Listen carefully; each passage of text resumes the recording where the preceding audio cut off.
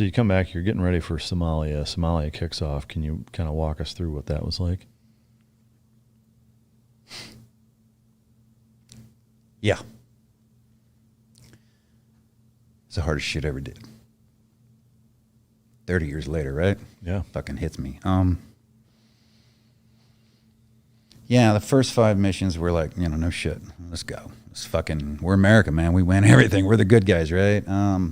And you go in there, and the first 5 missions were just making noise, shooting at me, not even shooting at people. You hear bullets flying back and forth, and we win the day, right?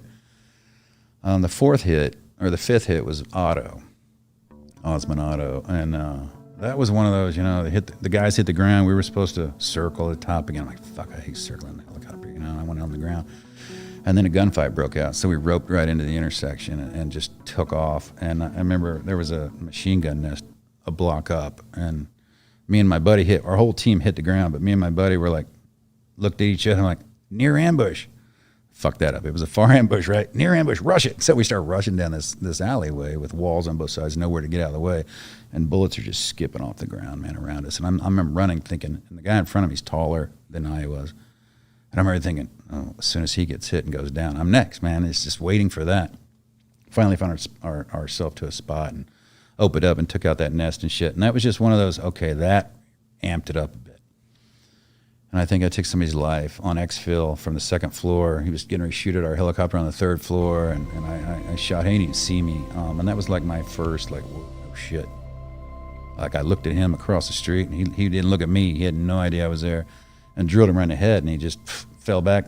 Gun falls out the window. I'm like, holy shit, like, fuck. Calling for my team leader. I'm like, Pete, you see that shit? I just shot that fucker in the face. He goes, all right, good job. Keep doing your job. I'm like, fuck, this guy doesn't get excited about shit. And then you go back and you're like, man, that was scary as shit still, but here we are. We made it. We won again.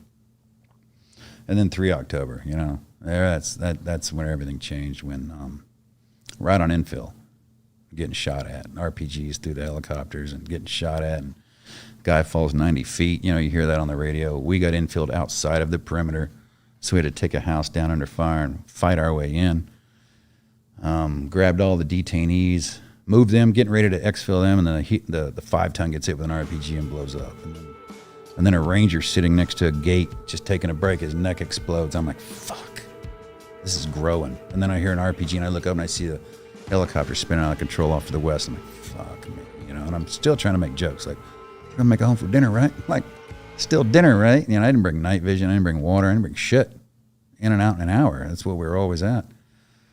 Ended up fighting our way down the street, to the crash site, and it's spent 18 hours there. That whole night was just, that's when it was hell on earth.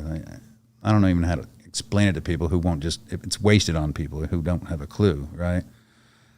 I guess to not to interrupt, to compare it to the way the movie depicts it, how would you contrast it?